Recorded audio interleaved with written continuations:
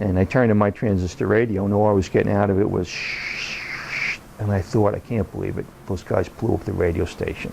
So now we're really angry because that's the only thing we had going for us, okay? And then I started hearing Roger Houston, this is a Tranquility Base, and I realized we were on the moon. And I yelled out, we made it, we're on the moon.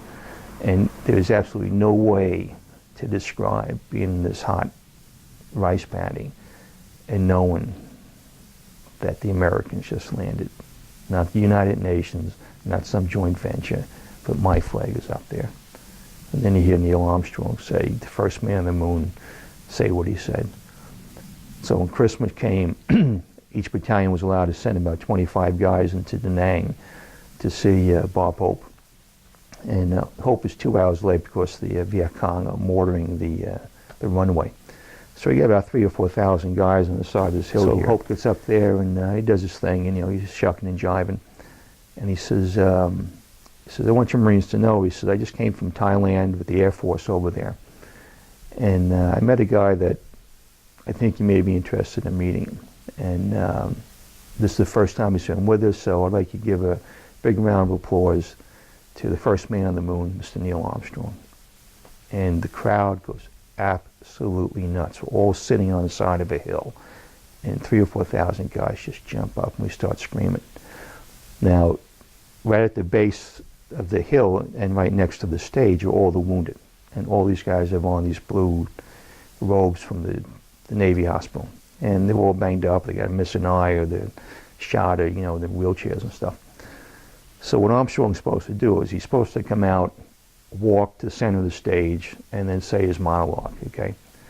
Instead, he comes out, and as he starts walking out, in addition to everybody jumping up, all the wounded guys start pushing towards the stage to shake his hand and touch him. So all the guys in wheelchairs have their buddies pushing them. And this happens before the MPs can react. So Armstrong, instead of coming out to the mic, he comes out, sees the wounded, and bends over to shake their hands. They don't let him go.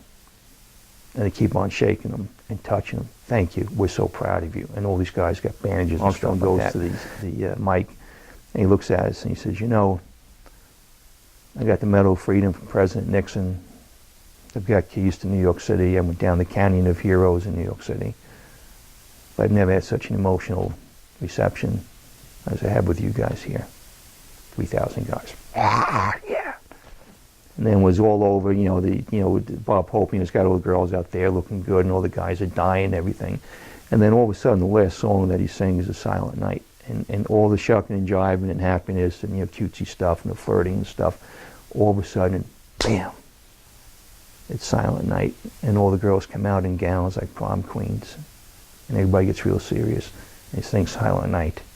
And everybody goes quiet. And everybody's thinking, did they get my presents?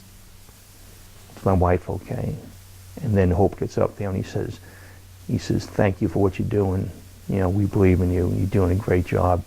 And stay safe. We love you. Merry Christmas. And that's the only time that anybody said, thank you. So I'm a big fan of Bob Hope.